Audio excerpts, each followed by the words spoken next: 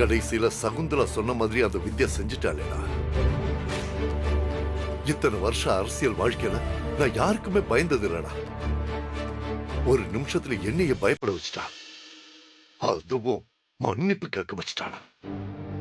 அந்த video release ஆகாத வரைக்கும் சந்தோஷம் நினைச்சுக்குங்க. ரிலீஸ் ஆயிருந்தா உங்க அரசியல் வாழ்க்கை, உங்க குடும்ப வாழ்க்கை ரெண்டுமே காலியாயிருக்கும்.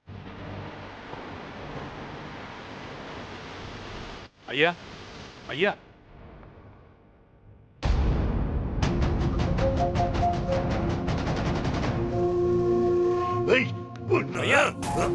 ஏன் நிறுத்திட்டீங்க? அடிங்க. என்ன கல்யாணம் பண்ணிக்கிறேன்னு வாக்கு கொடுத்துட்டு கொலை பண்றதுக்கு பின்னாடியே ஆள் அனுப்புறீங்க. இப்ப என்ன அடிக்க வேற வரீங்களா? அடிங்க. இப்ப எனக்கு என்ன ஆனாலும் உங்க வாழ்க்கையும் சேர்ந்து அழிஞ்சு போயிடும். அத மறந்துட வேணாம். கால சுத்துற பாம்பாட்டம் சுத்திக்கிட்டு இருக்கா இவகிட்ட. என்ன மன்னிச்சிடு அஞ்சலி.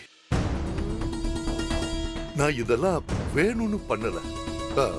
என் பதவி போயிடுங்கிற பயத்துல தான் நான் இப்படி எல்லாம் பண்ணேன். நாம எப்படி பழகணும்? உன் மேல நான் உசிரிய வச்சிருக்கேன். நீ இப்படி வீடியோ போடலாமா? அந்த வீடியோ சிஎம் கையில கிடைச்சிருந்தா என்ன ஆயிருக்கும் என் நிலைமை? நீங்க என்ன கொலை பண்ண நினைக்கும் போது நான் இப்படி யோசிக்க கூடாதா? சரிம்மா, இப்போ நானும் தப்பு பண்ணிட்டேன், நீயும் தப்பு பண்ணிட்ட. பழசல நம்ம 2 பேரும் மறந்துடுவோம். சரி, நீ கையில தாலி வச்சிருந்திய எங்க எடு. இந்த நிமிஷமே இப்பவே நான் உன் கழுத்துல தாலி கட்டி உன்னை நான் என் பொண்டாட்டியா பரிபூர்ணமா ஏத்துக்கிறேமா. உன்ன மாதிரி கேவலமான ஒருத்தனை கல்யாணம் பண்ணிட்டு வாழ்றதுக்கு கடைசி வரைக்கும் நான் இப்படியே இருந்துட்டு போயிடுவேன்.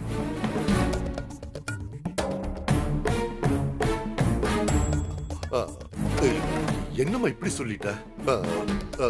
நம்ம குழந்தை இப்படி ஒருத்தனை அப்பன்னு சொல்றதுக்கு அந்த குழந்தை அப்பன் பேர் தெரியாத குழந்தையாவே வளரட்டும். என்ன அஞ்சலி இப்படி பேசுற? வேற எப்படி பேச சொல்ற? என்ன வாழ்க்கை பிச்சை போடுறியா? கல்யாணத்துக்கு முன்னாடி என்ன கொல்ல பார்த்த நீ கல்யாணம் பண்ணிட்டு அதுக்கப்புறம் என்ன உயிரோட விட்டுருவியா? உன்ன மாதிரி ஒருத்தன் கூட வாழ்ந்ததையே நான் கேவலமா நினைக்கிறேன். கவலைப்படாத, நான் அந்த வீடியோவை ரிலீஸ் பண்ண மாட்டேன்.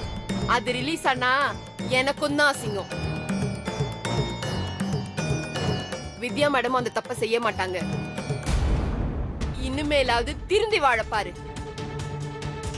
இல்லனா உன்னை நாங்க திருத்துவோம்.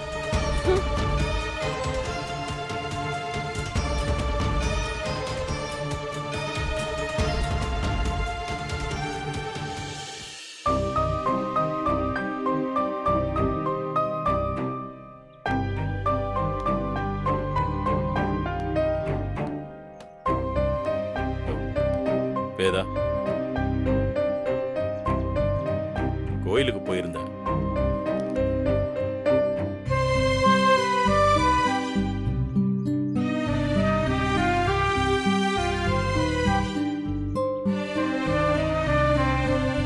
என்ன தனியா உட்கார்ந்திருக்க?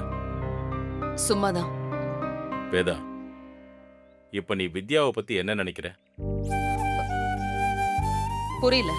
இல்ல வேதா, வித்யா படிக்காத பொண்ணு, அவளால நிர்வாகத்தெல்லாம் சரியா பார்க்க முடியாதுன்னு நீ நினைச்ச.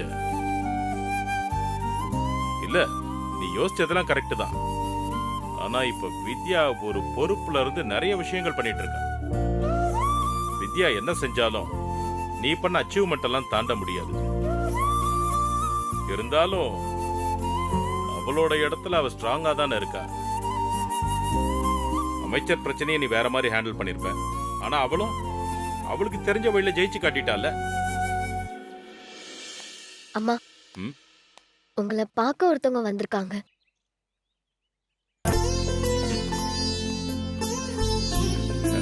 வாங்க. வணக்கம் சார். வணக்கம் மேடம். வணக்கம். எப்படி இருக்கீங்க? உங்களை பார்த்ததுல ரொம்ப சந்தோஷம். இவர் குமரேசன், கேகே குரூப்ஸ் ஆஃப் இன்ஸ்டிடியூஷன்ஸோட சேர்மன், நம்ம அசோசியேஷனோட மெம்பர். நானும் பார்த்திருக்கேன் இவரை. சார் உட்காருங்க சார். சரிங்க சார். என்ன சார் திடீர்னு? அடுத்த மாசம் 26ஆம் தேதி என் பையனுக்கு கல்யாணம். கல்யாணத்துக்கு நீங்க குடும்பத்தோட வரணும். ம். வாங்கிக்கோங்க. ரொம்ப சந்தோஷம். ம்.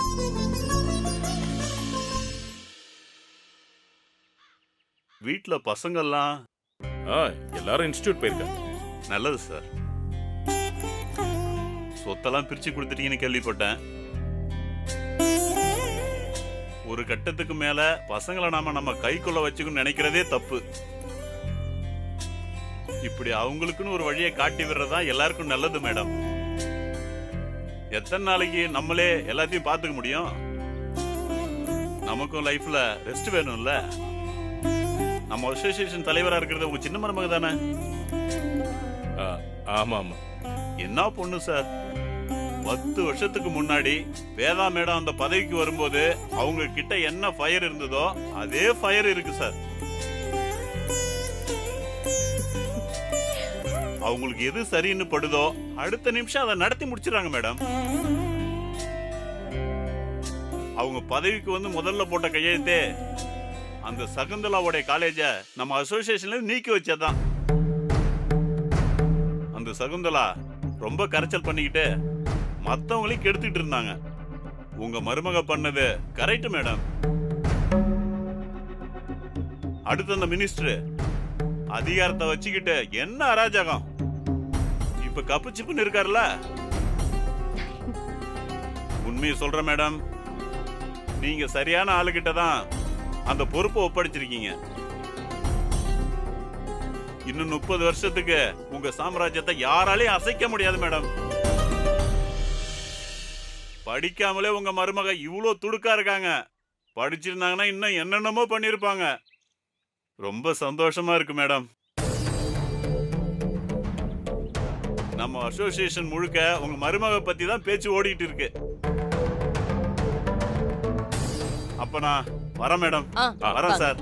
வரேம்மா. வாங்க.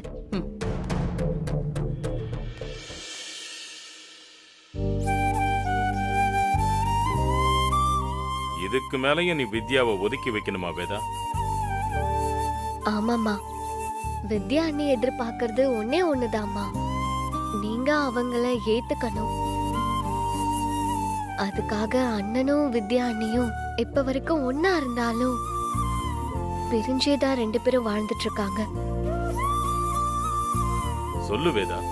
அவங்கள சேர்ந்து வாழ வேண்டான்னு நான் சொல்லவே இல்லை. ஆமா வேதா, இருந்தாலும் வித்யா, என் குடும்பம் எனக்கு பழைய மாதிரி மாறணுங்க. அண்ணனும் தம்பியும் எதிரும் புதிருமா நிக்கிறானுங்க. அதை என்னால பார்க்க முடியல. இதுக்கெல்லாம் யாரு காரணம்? இந்த குடும்பம் என்னைக்கு ஒன்னாகுதோ அப்பதான் என்னால அவளை ஏத்துக்க முடியும்.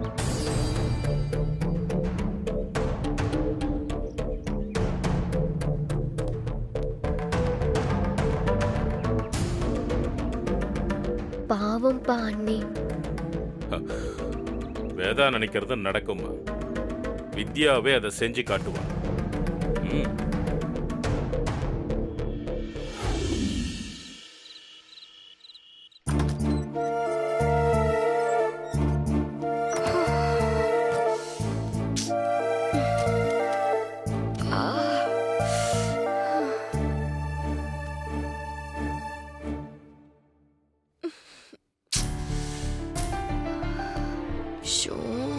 தலை வலிக்குது.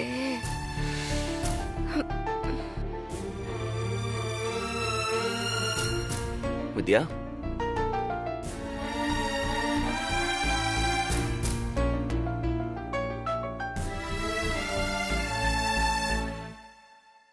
தலைவலிக்குது, ஒரு டீ குடிச்சா நல்லா இருக்கும்னு நினைச்சல? ஆமா, அதான் நான் போட்டு எடுத்துட்டு வந்தேன். எடுத்துக்க.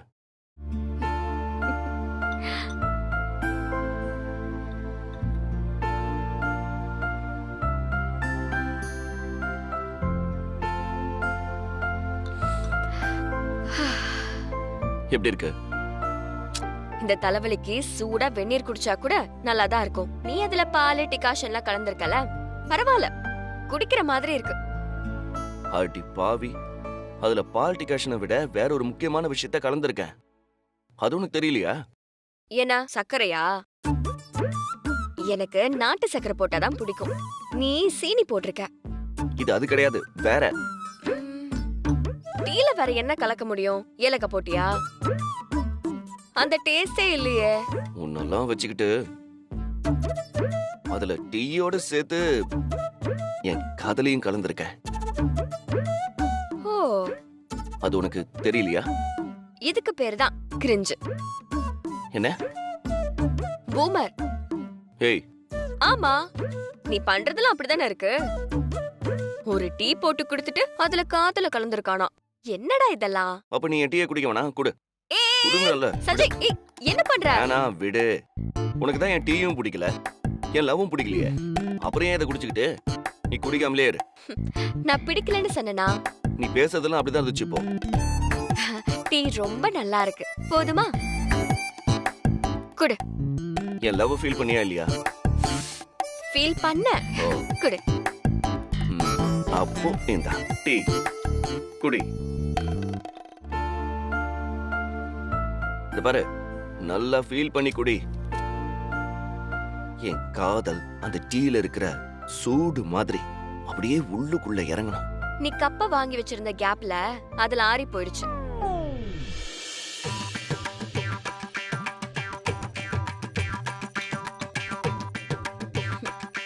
என்ன நீ ரொம்ப சீக்கிரமாவே வீட்டுக்கு வந்துட்ட போல? நீ எப்படியும் லேட்டா வருவேன்னு தெரிஞ்சிச்சு, அதான் நான் முன்னாடியே வந்துட்டேன். ஆமா, நீ ஏன் இவ்வளவு லேட்டா வர? ஏகப்பட்ட வேலை, நிறைய பேரை மீட் பண்ண வேண்டியது இருந்துச்சு. அது சரி, இப்ப அடுத்த கட்டமா என்ன நடவடிக்கை எடுக்க போற? ஏன்னா இன்னைக்கு தேதிக்கு டாக் ஆஃப் த டவுன் நீ தான். இந்த பதவியில இருந்து நீ என்ன செய்ய போறன்னு எல்லாரும் ரொம்ப ஆர்வமா கவனிச்சிட்டு இருக்காங்க. நாளைக்கு அசோசியேஷனோட ஸ்பெஷல் மீட்டிங். அசோசியேஷன்ல இருக்கிற எல்லா மெம்பர்ஸையும் மீட் பண்ண போறேன். மொத்த பேரையும் இங்கேயா? லோக்கல்ல இருக்கிறவங்க நேர்ல வருவாங்க, வெளியூர்ல இருக்கிறவங்க ஜூம் கால்ல வருவாங்க. பாரா, என்னென்னமோ சொல்றியே, பயங்கர அப்டேட் ஆயிட்ட. சூழலுக்கு ஏத்த மாதிரி மாறிதானே ஆகணும். சூப்பர், நீ கலக்கு. இப்போ தலைவலி போச்சா? பாதி குறைஞ்சிருக்கு. மீதி இப்ப நான் குறைக்கிறேன். இங்கதானே இருந்துச்சு. இருக்கு. கூட நீ கொஞ்சம் முன்னாடி உட்காரு. கோ ஃப்ரெண்ட். இன்னும் கொஞ்சம் முன்னாடி போ.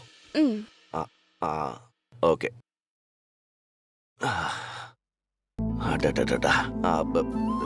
தலைய இப்படி சாச்சுக்கோ. சாச்சுக்க.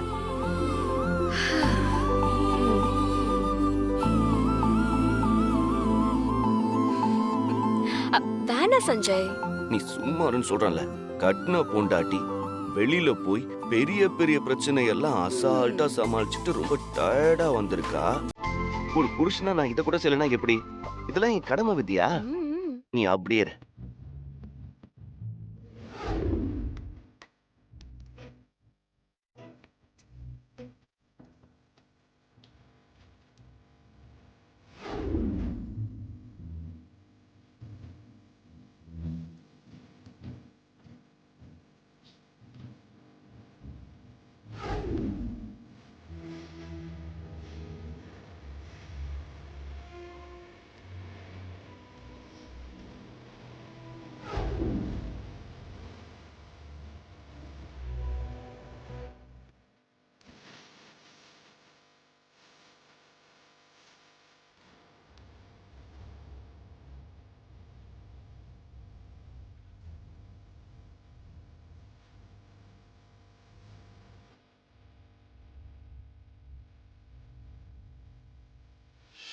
வா, கைவசம் பெரிய வித்தையே வச்சிருக்க போலயே. இத்தனை நாளா இது கூட தெரியாம இருந்திருக்கேன். நீதான் எதையுமே தெரிஞ்சுக்க மாட்டேங்கிறியே. மிச்ச தலைவலியும் சுத்தமா போயிடுச்சு சஞ்சய். அப்படியா? சரி, அப்படியே எழுந்து உட்காரு. இப்போ முடிய முன்னாடி போட்டுக்கோ. ஏய், என்ன பண்ற? அது உனக்கு ஷோல்டர் வலிக்கும்ல, அதான். முன்னாடி வா. இல்ல, வா.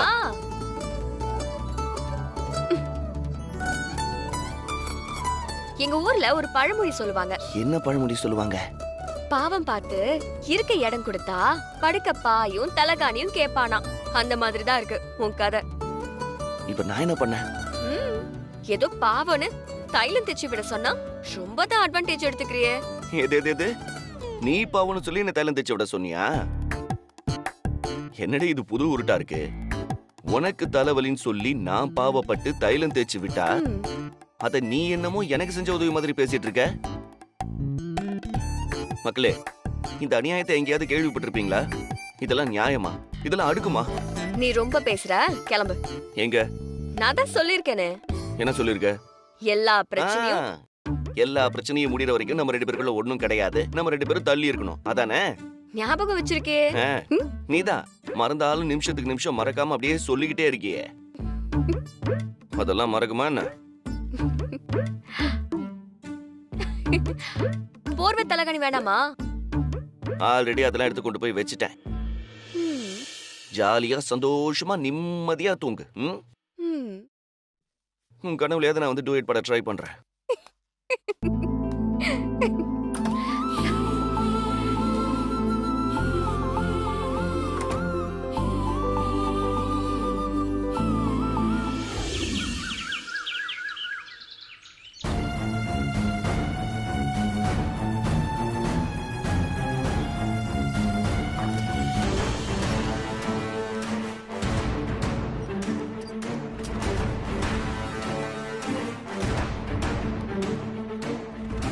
வாங்க மேடம். வணக்கம் மேடம். வணக்கம்.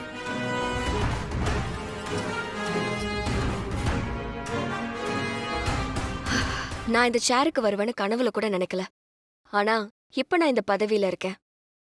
இது எனக்கு நிரந்தரமா இருக்குமா இருக்காதான்னு எனக்கு தெரியாது. நான் இந்த பதவியில இருக்கிற வரைக்கும் ஆக்கப்பூர்வமா ஏதாவது செய்யணும்னு நினைக்கிறேன். அதுக்கு உங்க எல்லாரோட ஒத்துழைப்பு எனக்கு தேவை. நீங்க என்ன செஞ்சாலும் நாங்க உங்க பக்கம் நிக்கிறோம். தைரியமா சொல்லுங்க சார். அப்படியெல்லாம் சொல்லாதீங்க சார். அவங்க எடுக்கிற நடவடிக்கையால யாருக்கும் எந்த பாதிப்பும் இல்லாம இருக்கணும் சார். அதெல்லாம் எப்படி சொல்ல முடியும்? ஒரு நல்ல காரியம் பண்ணணும்னா சின்ன சின்ன சங்கடங்கள்லாம் சந்திச்சு தான் சார் ஆகணும். முதல்ல நான் எடுத்திருக்க முடிவெல்லாம் உங்ககிட்ட சொல்லிடுறேன். அதுல எது உங்களுக்கு பிரச்சனையா இருக்குன்னு சொல்லுங்க. சொல்லுங்க மேடம். படிப்புங்கிறது வெறும் பணம் சம்பந்தப்பட்ட விஷயம் இல்ல. அது ஒரு தலைமுறையோட எதிர்காலம் சம்பந்தப்பட்டது. நாம அந்த எதிர்காலத்தை மாத்திர இடத்துல இருக்கோம். இத நாம ஒரு தொழிலா நினைக்க கூடாது. பின்ன சேவையா? எங்களை சேவை செய்ய சொல்றியா? எத்தனை கோடி செலவு பண்ணி காலேஜ் நடத்திட்டு இருக்கோம் தெரியுமா? இவங்களுக்கு எப்படி தெரியும்? இவங்க மாமியாருக்கு தான் தெரியும். இவங்க தான் நேரா இந்த பதவிக்கு வந்தவங்களாச்சே. இன்னைக்கு நிலைமைக்கு கல்வி வியாபாரமா தான் இருக்கு. அத மாத்த சொல்லல. ஆனா அந்த வியாபாரத்துல நாம நேர்மையா இருக்கோமா? அதான் என்னோட கேள்வி. கடையில நம்ம வாங்குற பொருள் எக்ஸ்பைரி ஆயிட்டா கடைக்காரன் கிட்ட திரும்ப கொடுத்துட்டு வேற வாங்கிக்கலாம். கன்சியூமர் கோர்ட்ல கம்ப்ளைண்ட் கொடுக்கலாம். ஆனா பசங்க படிக்கிற காலேஜ்ல ஏதாவது ஒரு கம்ப்ளைண்ட்னா அவங்களால என்ன செய்ய முடியும்?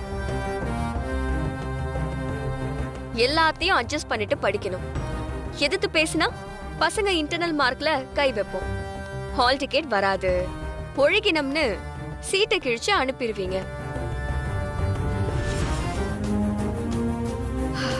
ஆனா இனி அப்படிலாம் நடக்க கூடாது. எல்லா காலேஜஸ்லயும் கவர்மெண்ட் சொல்ற ஃபீஸ மட்டும் தான் வாங்கணும். எல்லா காலேஜஸ்லயும் குடிக்கிற தண்ணி, பாத்ரூம், ஸ்போர்ட்ஸ் கிரவுண்ட்னு என்னென்ன அடிப்படை தேவை இருக்கணுமோ அதெல்லாம் தரமா இருக்கணும். மாசத்துக்கு ஒரு தடவை ஸ்டூடெண்ட்ஸோட மீட்டிங் போட்டு அவங்களோட குறைகளை கேட்டு நிவர்த்தி பண்ணணும். பசங்க ஃபீஸே கட்டலனாலும் ஹால் டிக்கெட்டை ஹோல்ட் பண்ணக்கூடாது. நான் எந்த காலேஜ்ல என்ன பிரச்சனையா இருக்குன்னு வெளிப்படையா சொல்ல விரும்பல. நீங்களே பார்த்துட்டு சரி பண்ணிடுங்க. Super madam. நிறுத்துமா. பதவிக்கு மரியாதை கொடுத்து அமைதியா இருந்தா உன் இஷ்டத்துக்கு பேசுற. ஏம்மா, நீ என்னதான் நினைச்சிட்டு இருக்க? நீ என்ன கலெக்டரா? ஆர்டர் போடுற? இந்த பதவி எங்களுக்காக நாங்க உருவாக்குனது. எங்களோட பிரச்சனைக்கு தீர்வு சொல்லதான் நீங்க இருக்க. அதை விட்டு ஸ்டூடெண்ட்டுக்கு சப்போர்ட் பண்ணி பேசிட்டு இருக்க. சார், ஸ்டூடெண்ட்ஸ் தான் நமக்கு பணம் கொடுக்கறாங்க. இதை நீங்க தொழிலா பார்த்தா அவங்க தான் உங்க கஸ்டமர். கொடுக்கிற பணத்துக்கு நீங்க அதுக்கான வசதிய செஞ்சு கொடுக்கணும்னு சொல்றேன். 2 மணி நேரம் 200 ரூபாய் கொடுத்து படம் பாக்குற தியேட்டர்ல நம்ம எவ்வளவு வசதி எதிர்பார்க்கிறோம். கிட்டத்தட்ட 3ல இருந்து 4 வருஷம் ஒரே கேம்பஸ்குள்ள லட்சமா பணத்தை கட்டிட்டு தான் எதிர்காலத்தை தேடுற பசங்களுக்கு நாம எவ்வளவு வசதி கொடுக்கணும். நான் எக்ஸ்ட்ராவா எதுவும் பண்ண சொல்லல. அவங்களோட அடிப்படை தேவை, அடிப்படை உரிமையை நிறைவேற்ற சொல்றேன். இதெல்லாம் பண்ணா எவ்வளவு நஷ்டமாகும் தெரியுமா? இப்பெல்லாம் நிறைய காலேஜ்ல 100 பேர் சேர வேண்டிய இடத்துல வெறும் 10 பேர் படிச்சிட்டு இருக்காங்க. அந்த அளவுக்கு இந்த தொழில் ரொம்ப மோசமா போயிட்டு இருக்கு.